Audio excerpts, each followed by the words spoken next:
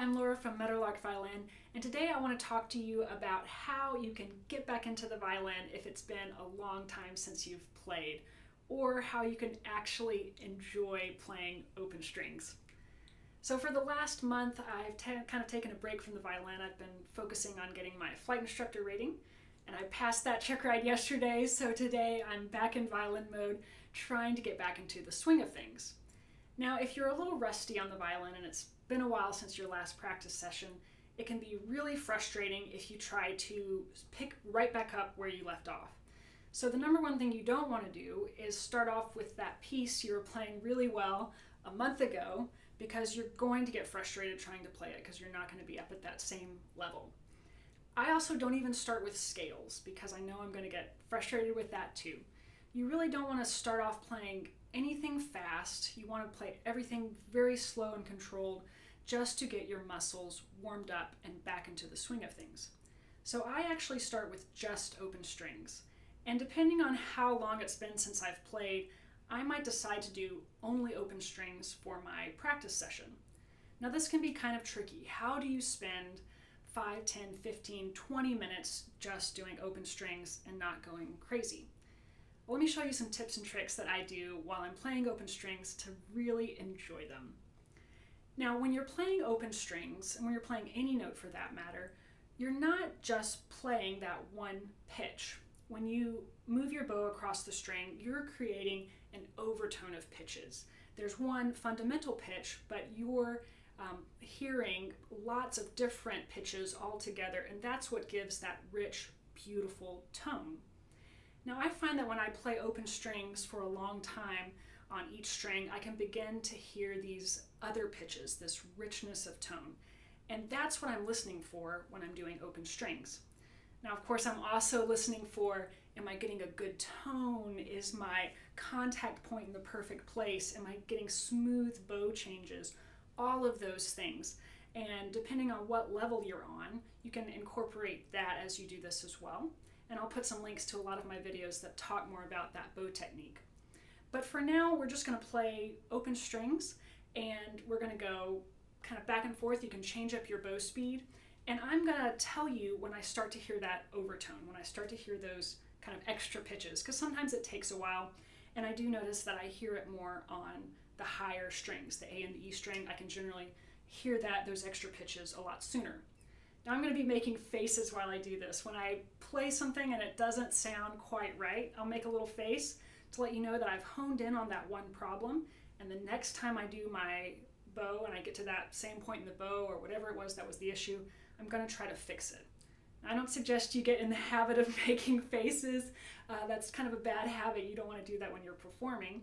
But it's been a while since I've played, so I'm going to use that as an excuse anytime I make some mistakes. So let's try it. So we'll start on the open G string. Take a big breath.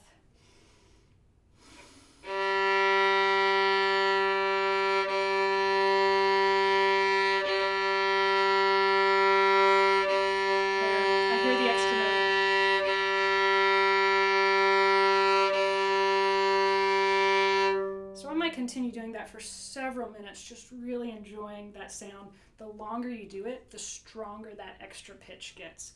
But let's move on to the other strings. There,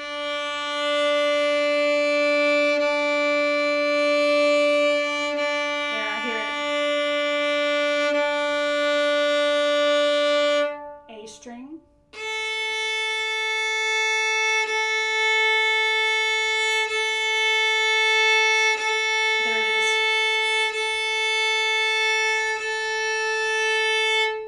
Like a pitch higher than the one I'm actually playing. I can hear that. And you can almost actually feel it as well. You can feel those vibrations. Let's try E string.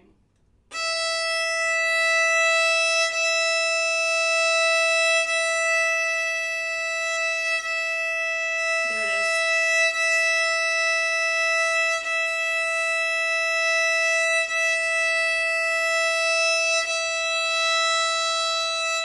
E string, you can really hear that extra pitch resonating. So I might do that for several minutes, and if it's been a long time, I can literally spend 5 minutes doing that, just enjoying the sound, getting nice and relaxed. Then I move on to basically doing the same thing, but with double stops. So even if you haven't done double stops yet, this is a kind of a fun way to get into it. I'm going to play the G and the D string at the same time. And I'm just using lots of bow to keep that nice, smooth sound. So here we go.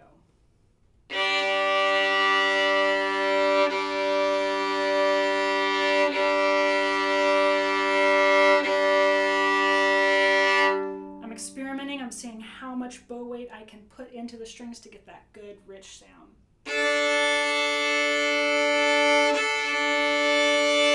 You can speed it up if you want. Or use less bow. You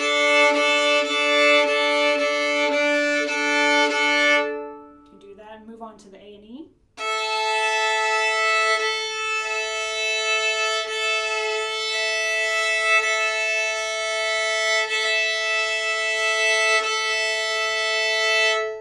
See, it can kind of take a while for your muscles to remember exactly what they need to do to get a good sound for those strings. And again, I'm listening for those overtones. I can really hear it on the A and E string. Now the overtones, they probably will make a difference with what violin you're playing and how new your strings are and kind of what type of strings you are. So you can experiment with this when you go try out different violins. See if you can listen for those extra pitches. Now the next thing I do to get warmed up is one of my favorite exercises. It's a ton of fun. So first off, when you're playing in first position, you probably know that your fourth finger is the same note as the open string below it, right? So on the G string, fourth finger D, it's the same thing as open D. Okay? So what I'm going to do is I'm actually going to put my second finger where my fourth finger is. This is playing in third position. You don't have to know third position to be able to do this, just kind of replace. But what I'm actually going to do is I'm going to play the second finger D on the G string with my open D at the same time, but I'm going to intentionally make that second finger D too low. I'm going to intentionally make it out of tune, and you're going to hear these pitches like fighting against each other. They're just beating at each other. And I'm going to slowly move that out of tune note up to where it's closer to that open D. And you're going to hear these pitches change as I get closer. So when I'm kind of far apart, it kind of sounds like a machine gun, the vibrations. You can really feel it. And as I move that out of tune D closer up, then it starts to sound like a helicopter. Then if I get it a little closer, then it starts to sound like a flyover at an air show, a bunch of warbirds. And then as I get really close, it sounds like an alien spaceship. That's the closest explanation I can come, but you're going to hear this really kind of a very wide vibration. And then when I get to where those two Ds are actually matching, you'll hear this perfect, beautiful harmony, which is what you want. So let's try it. So I'm going to intentionally play a little out of tune. I'm going to play like a C sharp with my second finger, so I can play it in first position and find it with my second finger. All right, so now let's play with the open D.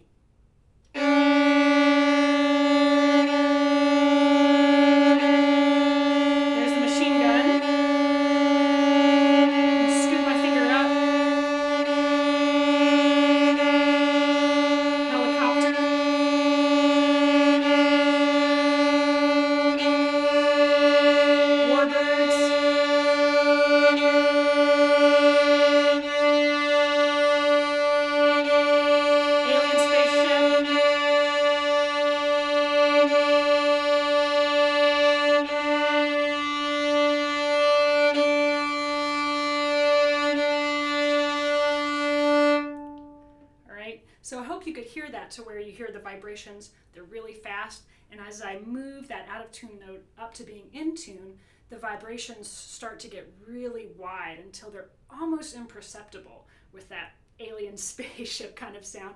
And then when you get it to where the two Ds are matching, then it's beautiful, you're in harmony. And that little exercise teaches you a lot. First off, you can do it a long time because it's a lot of fun, and you can develop this really nice, rich tone with your bow. Nice long bows, really digging in to get a good sound. But what it also teaches your left hand is how to make very small adjustments, which is exactly what you want to do all the time when you're playing. You're never completely in tune. You're always making these tiny adjustments to where you are in tune. And that's going to help you because that's what you need to teach your fingers to do. They're always making these small, minute adjustments. Now you can try this on different fingers. You can try it on the A and the E strings as well. And generally, if I've been out of the violin for a while, I could spend 10 or 15 minutes doing just that and have a ball. And by the time I'm finished, my bow arm feels like I never left. I'm right there where I need to be. I've got good control over my bow arm. So then if I'm feeling ready, then I'll start moving on to scales. And I'm just going to start scales really slow. I don't do any fast scales the first or even the second day if it's been a while since I've been playing. So I hope that helps you get back into the groove of things and knock some rest off and maybe enjoy open strings a little bit more. If you enjoyed this video, check out this video or maybe this video. And I hope you have a wonderful day and have fun practicing.